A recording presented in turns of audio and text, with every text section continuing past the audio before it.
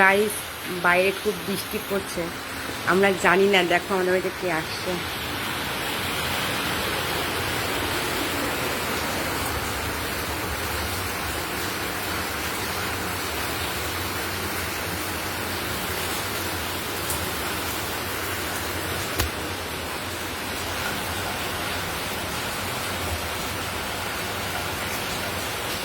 Hello, এই দেখ ছবি দেখ। এই দেখ, তোকে দেখতে কেমন লাগছে? এই নে, রাগ করতে হবে না, দেখ বৃষ্টিতে তো পুরো ভিজে গেছিস।